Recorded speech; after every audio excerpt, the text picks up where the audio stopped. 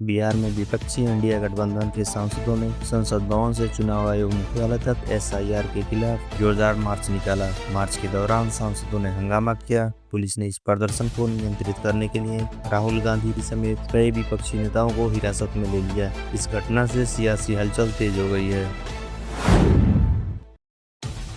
ओडिशा में आत्महत्या की घटनाएं लगातार बढ़ती जा रही हैं। जहां एक छात्रा ने खुद को आग लगाकर आत्महत्या का प्रयास किया, लेकिन इलाज के दौरान उसकी मौत हो गई। यह घटना पिछले एक महीने में चौथी ऐसी है। उत्तर रेंज के आईजी हिमांशु लाल ने बताया कि यह लड़की छात्रावास में रहती थी और मामा के घर आई थी, जहां उसने यह कदम उठाया। पुलिस आत्महत्या के कारणों की जांच कर रही है। कानपुर में अधिवक्ता अखिलेश दुबे के कहने पर फर्जी रिपोर्ट दर्ज करने वाले पुलिसकर्मियों पर जांच तेज हो गई है। पीड़ितों ने पुलिस पर मिलीभगत का आरोप लगाया है कि पुलिसकर्मी वकील के इशारे पर झूठी रिपोर्ट दर्ज करते थे। इस मामले में कई थानेदार, दरोगा और पुलिस अधिकारी अब तक उच्च पदों पर पदस्थ हैं। उच्च अधिकारी इन पुलिसकर्मियों की पहचान कर सख्त कार्रवाई की तैयारी कर रहे हैं। दिल्ली में आवारा कुत्तों की समस्या को लेकर सुप्रीम कोर्ट ने सख्त रुख अपनाया है। कोर्ट ने आदेश दिया है कि 8 सप्ताह के भीतर दिल्ली की सड़कों से लावारिस कुत्तों को पकड़कर डाक शेल्टर में भेजा जाए। साथ ही कोर्ट ने कहा कि इस प्रक्रिया में बाधा डालने वालों के खिलाफ सख्त कार्रवाई होगी। दिल्ली सरकार को कुत्तों के बलियाकरण और टीकाकरण के लिए पर्याप्त स्टाफ तैनात करने के निर्देश भी दिए हैं। महाराष्ट्र के शिवसेना यूबीटी प्रमुख उद्धव ठाकरे ने मुख्यमंत्री देवेंद्र फडणवीस पर भ्रष्टाचार मंत्रियों को बचाने का आरोप लगाया है। ठाकरे ने महायुति सरकार की विकास दर को कमजोर बताते हुए भ्रष्टाचार में आगे रहने का दावा किया। उन्होंने शिवसेना मंत्रियों को बर्खास्त करने की मांग को लेकर जारी प्रदर्शन को तब तक जारी रखने का ऐलान किया जब तक मंत्रियों को हटाया नहीं जाता। कॉमेडियन कपिल शर्मा की सुरक्षा को बढ़ा दी गई है। मुंबई पुलिस ने यह कदम कनाडा में उनके कैफे पर 2 बार हुई फायरिंग और बिश्नोई गैंग से मिली धमकियों के बाद उठाया है। सुरक्षा व्यवस्था मजबूत करने के लिए पुलिस ने विशेष प्रबंध किए हैं। आईआईटी रुड़की में एक गंभीर डेटा लीक का मामला सामने आया है, जिसमें 30,000 से अधिक छात्रों की निजी जानकारियां उजागर हो गई हैं। यह घटना संस्थान के लिए चिंता का विषय बनी हुई है। आईआईटी रुड़की प्रशासन ने मामले की जांच शुरू कर दी है। प्रभावित छात्रों को सुरक्षा देने का आश्वासन दिया है। पुणे के घाट पर कुंडलेश्वर दर्शन के लिए जा रही महिला श्रद्धालुओं की पिकअप जीप एक घुमावदार मोड़ पर पलट गई। इस दर्दनाक सड़क हादसे में 7 महिला श्रद्धालुओं की मौत हो गई। पुलिस ने हादसे के कारणों की जांच शुरू कर दी है और मृतकों के परिजनों को हर संभव सहायता देने का भरोसा दिया है। चित्रकूट के मानिकपुर झांसी रेलखंड के ओवन स्टेशन के पास शनिवार रात लगभग 9:30 बजे एक बंदर विद्युत पोल पर बैठा, जिसने ओएचई लाइन पर छलांग लगा दी। इसके कारण दादर बलिया एक्सप्रेस की विद्युत सप्लाई अचानक बंद हो गई और ट्रेन झटके से रुक गई। करीब 2 घंटे मरम्मत के बाद ट्रेनों का परिचालन शुरू हुआ। इस दौरान 6 एक्सप्रेस और 1 पैसेंजर ट्रेनों को विभिन्न स्टेशनों पर रोका गया। बिहार की राजनीति में बड़ा बदलाव हुआ है, जहां नीतीश कुमार ने नेता प्रतिपक्ष तेजस्वी यादव, डिप्टी सीएम सम्राट चौधरी सहित 6 नेताओं की सुरक्षा बढ़ा दी है। राज्य सुरक्षा समिति की बैठक में यह फैसला लिया गया है। सुरक्षा बढ़ाई गई नेताओं में पूर्णिया सांसद पप्पू यादव, अरारिया के बीजेपी सांसद प्रदीप कुमार सिंह, जेडीयू विधायक ज्ञानेंद्र सिंह ज्ञानू और जेडीयू एमएलसी नीरज कुमार भी शामिल हैं। रेलवे ने नमस्ते अभियान की शुरुआत की है, जिसके तहत बिना टिकट यात्रा करने वालों के खिलाफ सख्त कार्रवाई की जाएगी। यह पहल यात्रियों की सुविधा और नियम पालन सुनिश्चित करने के लिए शुरू की गई है, ताकि टिकट न होने पर यात्रियों को अधिक परेशान न होना पड़े और रेलवे व्यवस्था बेहतर तरीके से काम करे। मौसम विभाग ने अगले 6 दिनों तक भारी बारिश का अलर्ट जारी किया है। 11 से 16 अगस्त के बीच कई जिलों में मूसलाधार बारिश की संभावना जताई गई है, जिससे बाढ़ और जलजमाव का खतरा बढ़ सकता है। संबंधित जिलों में रेड अलर्ट जारी कर सतर्कता बरतने को कहा गया है।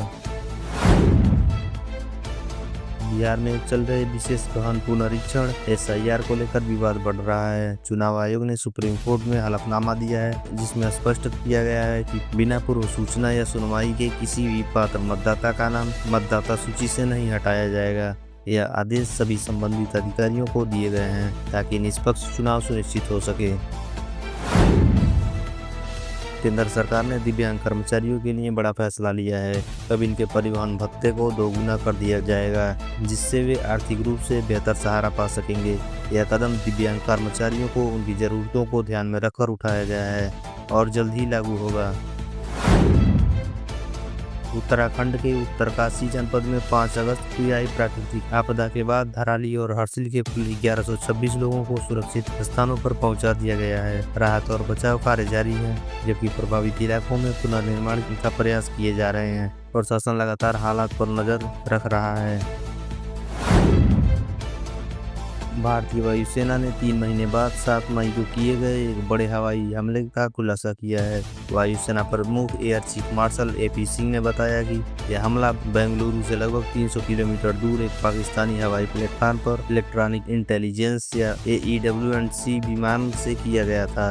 इसे आधुनिक हवाई युद्ध में अभूतपूर्व माना जाता है। सुप्रीम कोर्ट कॉलेजियम ने वकील और पूर्व भाजपा प्रवक्ता आरती साठे को बॉम्बे हाई कोर्ट का न्यायिक न्यायाधीश नियुक्त करने की सिफारिश की है। इस पर राजनीतिक विवाद छिड़ गया है, जिसमें कांग्रेस ने भाजपा सरकार पर पक्षपात का आरोप लगाया है। विपक्षी दल सरकार को घेरने के लिए सक्रिय हैं। लोकसभा में विपक्ष के नेता राहुल गांधी ने 12 प्रमुख विपक्षी नेताओं को अपने आवास पर डिनर के लिए बुलाया है, जहां सरकार के खिलाफ नई रणनीति बनाई गई। दिल्ली में यमुना नदी का जलस्तर बढ़ गया है और पुराने लोहे के पुल के पास चेतावनी की सीमा पार कर चुका है। प्रशासन सतर्क है, लेकिन सरकार का दावा है कि हालात पिछले साल की तुलना में बेहतर रहेंगे। यमुना किनारे रहने वालों को सावधानी बरतने के निर्देश दिए गए हैं। वाराणसी के चौक स्थित आत्मविश्वेश्वर मंदिर में आग लगने से पुजारी सहित 7 लोग झुलस गए। घायलों को पास के अस्पताल में भर्ती कराया गया है और उनका इलाज जारी है। सभी घायलों की हालत स्थिर बताई गई है। आग लगने के कारणों की जांच की जा रही है। हिमाचल प्रदेश में 3 दिनों तक भारी बारिश का ऑरेंज अलर्ट जारी किया गया है। भूस्खलन और बाढ़ के कारण राज्य में 362 सड़कें बंद हो गई हैं। प्रशासन ने राहत कार्य शुरू कर दिया है और लोगों से सतर्क रहने को कहा गया है। बिहार के नेता प्रतिपक्ष तेजस्वी यादव ने डिप्टी CM विजय कुमार सिन्हा को निशाने पर लिया है। उन्होंने दावा किया कि विजय कुमार सिन्हा के 2 अलग-अलग जिलों में मतदाता सूची में नाम है। यह आरोप गौन पुनरीक्षण के विवाद के बीच आया है। उत्तराखंड के बाद बाढ़ प्रभावितों ने तत्काल राहत के तौर पर दिए गए 5,000 रुपए के चेक लेने से इनकार कर दिया है। उन्होंने इसे सरकार द्वारा घोषित 5 लाख रुपए मुआवजे का अपमानजनक हिस्सा बताया है और प्रशासन पर नुकसान को कम आंकने का आरोप लगाया है। उपराष्ट्रपति चुनाव को लेकर विपक्ष ने साझा उम्मीदवार उतारने की तैयारी कर दी है। कांग्रेस अध्यक्ष मल्लिकार्जुन खड़गे ने गठबंधन के सहयोगी दलों के नाम तय करने के लिए संपर्क किए हैं। विपक्ष चुनाव को मजबूत प्रदर्शन कर सत्ताधारी दल को चुनौती देना चाहता है। रक्षा मंत्री राजनाथ सिंह ने कहा कि भारत का वार्षिक रक्षा उत्पादन अब 1.5 लाख करोड़ रुपए के रिकॉर्ड स्तर पर पहुंच गया है। उन्होंने यह भी कहा कि कोई भी ताकत भारत को एक बड़ी शक्ति बनने से रोक नहीं सकता है। प्रधानमंत्री मोदी ने बेंगलुरु को बड़ी सौगात दी है, जहां मेट्रो की येलो लाइन के साथ 3 नई वंदे भारत ट्रेनें मिली हैं। यह क्षेत्रीय कनेक्टिविटी को मजबूत करेगी और यात्रियों के लिए बेहतर सुविधाएं प्रदान करेगी। उत्तर प्रदेश के मुख्यमंत्री योगी आदित्यनाथ ने गोरखनाथ मंदिर में जनता दर्शन किया और गंभीर बीमार लोगों को आर्थिक सहायता का भरोसा दिया। उन्होंने कहा कि सरकार उपचार के लिए आवश्यक धनराशि उपलब्ध कराएगी, ताकि कोई भी मरीज इलाज से वंचित न रहे। जयराम रमेश ने तेलंगाना आरक्षण विधेयक को राष्ट्रपति की मंजूरी न मिलने पर आपत्ति जताई। उन्होंने भाजपा पर सामाजिक न्याय को लेकर सवाल उठाए। तेलंगाना विधेयक में पिछड़े वर्ग के लिए 42% आरक्षण का प्रावधान है। अखिलेश यादव ने चुनाव आयोग पर आरोप लगाते हुए जिलाधिकारियों को सस्पेंड करने की मांग की है। उन्होंने कहा कि तभी फर्जी वोटर लिस्ट बनना बंद होगा और चुनाव प्रक्रिया में सुधार होगा। उन्होंने यूपी चुनाव में धांधली का भी जिक्र किया। रेल मंत्री अश्विनी वैष्णव ने कहा कि प्रधानमंत्री मोदी के बाद कर्नाटक का रेल बजट 835 करोड़ से बढ़कर 7,500 करोड़ रुपए हो गया है। उन्होंने कहा कि इलेक्ट्रॉनिक क्षेत्र ने पिछले 11 वर्षों में बिजली जैसे विकास देखे हैं। कानपुर में एक दर्दनाक घटना हुई जिसमें एक ट्रांसजेंडर महिला और उसका गोद लिया हुआ भाई मृत पाए गए। पुलिस ने बताया कि दोनों 1 महीने पहले मैनपुरी से कानपुर आए थे और एक सेवानिवृत्त सैनिक के मकान में रह रहे थे। घटना की जांच की जा रही है।